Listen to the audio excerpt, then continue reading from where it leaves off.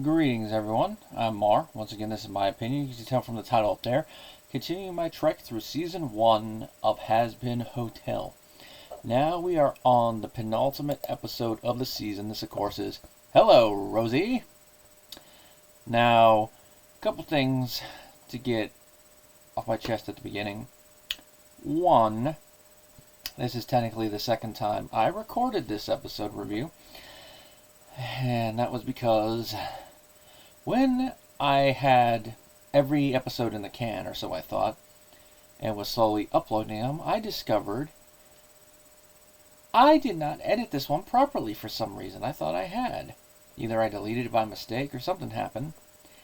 And the original footage, pre-edit, was already gone.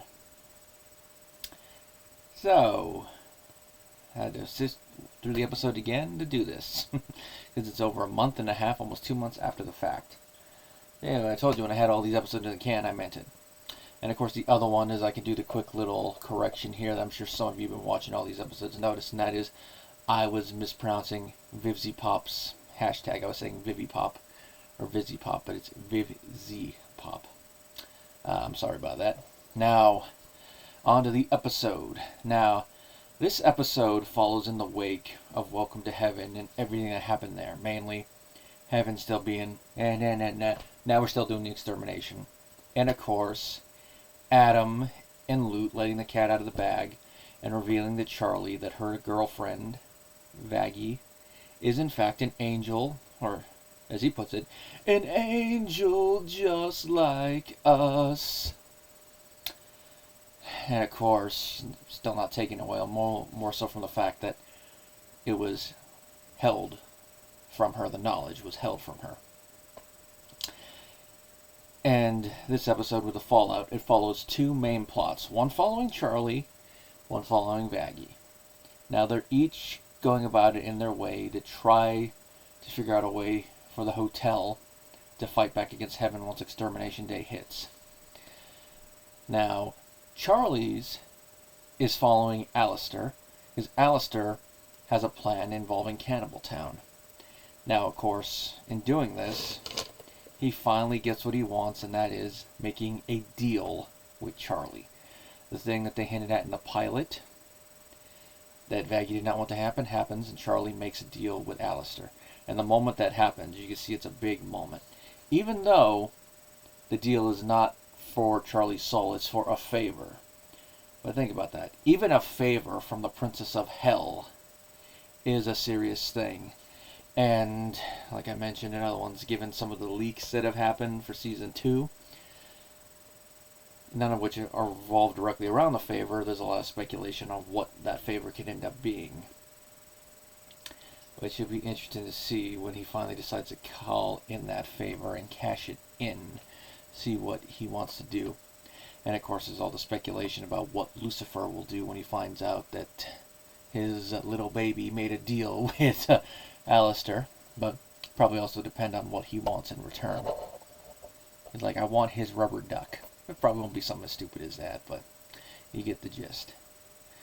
Now, the lead up to them making the deal, I love the little conversation that those two have. It shows that even if Alistair is mainly there for his own amusement and is definitely using Charlie, he is still going to offer some good advice and kind of feel a parental void, even if it is just to rile up Lucifer. And during this, when she tries to bite back at him and say something about him smiling, Alistair says a line that really resonates with me as someone who has battled with depression and all that and does his best to keep up a serious front, or even use humor to deflect depression and sadness. And this is the quote: "Just because you see a smile, don't think you know what's hidden underneath. A smile is a valuable tool, my dear. It inspires your friends, keeps your enemies guessing, and ensures no matter what comes your way, you are in control." That is a good Alistair quote. And even though it's more a fandom thing, I would not be surprised if it turns out he actually is constantly in pain like certain fan art kind of speculates, or feels all the pain and just hides it very well with his smile. But smile like you mean it. Well, Alistair takes Charlie to Cannibal Town and introduces him to Rosie, one of the other overlords. We've seen her a couple times, but this is her introduction proper into the series with some dialogue. And of course, she's voiced by Leslie Rodriguez Kritzer, and she adds the perfect bit of charm, wit, and fun to the role. And she does have a pretty good vocal chemistry with everyone else, and part of that's the writing, part of that's the performance. Now, Rosie immediately agrees to help, but says that her cannibals all have to agree to go help individually and as a collective, even though she's the leader of Cannibal Town, which Alistair really does talk her up, which the only thing I'm going to go there is, if you know anything about the leaks, watching this scene again, it's like, adds a new little spin on it. I'm not going to really go into any more depth on that until season 2 comes out and give my thoughts on that whole thing. But it's one of those things that I could not ignore. Watching it again, I'm like, oh, interesting. Doesn't change the little friendly dynamic they have a bunch, but it is something that's a little there. That's all I'm saying on it. Now, Charlie doesn't really succeed at first, mainly because of the heckling of one cannibal in particular named Susan, who's become a fan favorite amongst the community. Even has some people cosplaying her specifically. Bring Rosie back. And this is why I vote that from now on, all ornery old white ladies that stick their nose in everyone's business should no longer be called Karens. They should now be called Susans. And of course, as Alistair puts it, she's an ornery old bitch. And of course, this is where some of the comedy in here comes in. Susan. And of course, gets Charlie to flip her shit. Now Charlie does eventually recover, and through song, manages to get the cannibals on her side, especially Susan, which that's the big one. But she gets them all, they're all marching together. And this is the Ready for This, which really has an old school musical vibe to it. Kind of a little bit like vaudevillian type of it, mainly because of the bounciness of the rhythm section. And of course, all the voice work for that song does it. Like Erica, she really does bring out that musical loving, friendly vibe for Charlie. And she has a little bit of her lower part of her range at one point when she does a little slight growl thing when she does, "Come on, boys, hop in the saddle." It's not a true growl, but it has a little bit of that vocal fryness about it. And then, of course, the moment with Alistair and Rosie singing when they're happy that she's really coming along shows that at least Rosie really is mentoring Charlie. Alistair really makes you question a little bit more. Now, there's a possibility he's telling the truth when he says he knew she could do it, but there's also still that little bit of it, like, okay, how much of the truth is he telling and how much is he stringing everyone along? That's another reason I can't wait for season 2 to come out so we can see if we get any answers to this question. Now, while Charlie is doing that in Cannibal Town, Vaggie is initially dealing with the stuff at the hotel, dealing with Nifty, Husk, Serpentius, which of course leads to some fun stuff where Angel Dust, Nifty, and they're talking to her about her being an angel, like lack of wings, which leads to a funny little moment with Nifty involving Vaggie's anatomy. Which Kimiko Glenn, the way she just says that line, it's one I actually kind of forgot about. So watching the episode again, I'm like, oh yeah, I forgot that's where it was. And then we lead into the moment that has become such a meme in the TikTok community. And it can be used in any situation. I've actually been involved in 3 separate videos of it. One of them, of course, is in my Serpentius cosplay. It's when the cat comes out of the bag, and we find out that the Egg Boys knew that Carmilla killed an angel and told Serpentius about it. What? They say insane shit all the time. How was I supposed to know this one was true? Bank accounts are a scam created by the shadow government. See? Just the way it's said. It just makes you wonder what other crazy crap the Egg Boys are saying if they're saying that bank accounts are a scam. Well, of course, that gets Vaggie to go talk with Carmilla, which is not a very nice meeting. They actually start fighting.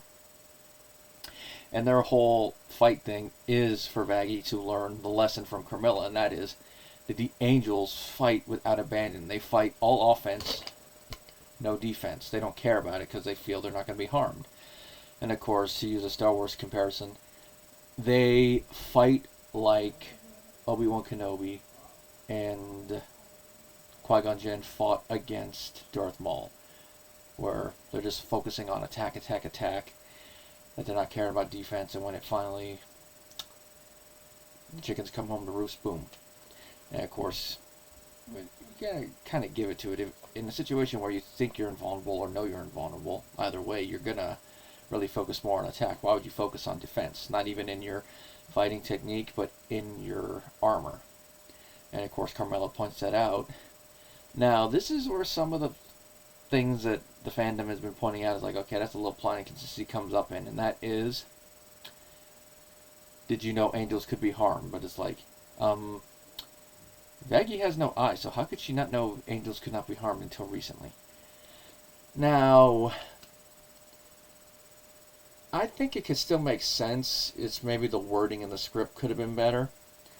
I think it probably could have. They probably should have said, "Did you know angels could be killed?"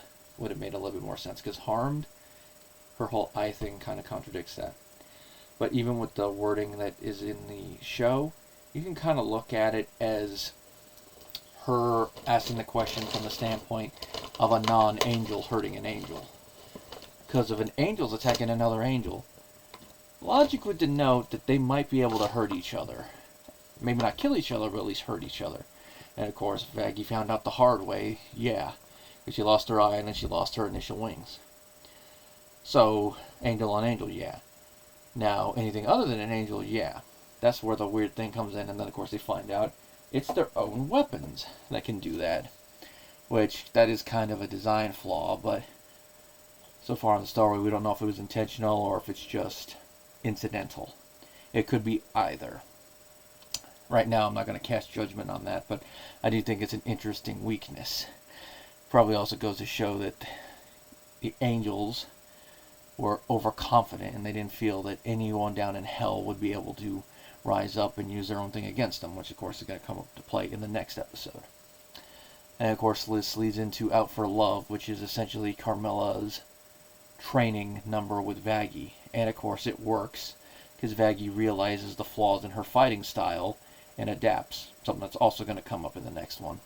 And I do love the Spanish flair it has, and of course that goes with Carmilla as a character and her voice actress Daphne Rubin Vega's vocal style, and it really does go with it, the flamenco style. And of course Vaggie gets her wings back as well in it, so that's a nice little moment. Now both of these stories intersect in the finale, where we see that all the residents of the hotel are quickly making preparations for the battle. And Vaggie and Charlie make up, and they have a nice little moment together.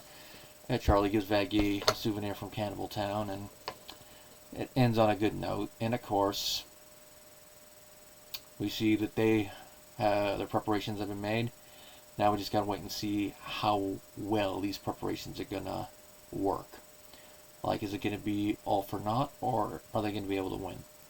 Kind of a slight spoiler, considering there's a season 2 that kind of already spoils how things go. A little bit, but who knows? It could be downbeat, but we all know it's not going to go that. But for our penultimate episode, Hello Rosie does a pretty good job there. It continues the thread from the last one and sets things up perfectly for the season finale. If there's any negative thing about it, is that one thing I already brought up about the wounds, but I've kind of already given a way to go around it. Some people might go, well, that's a headcanon answer, even though, as I've said multiple times, I really hate the phrase headcanon. But the way that it's presented in the show, that's the way that makes the most sense for me of what they're trying to say. It's just, they could have said it a little bit better. Who knows? Maybe they rushed through the wording on that and thought that people would get what they meant, but that's why sometimes you ask someone outside the bubble to see what they think. Songs are pretty good. Definitely a step up from the previous one, where I only really liked the second song.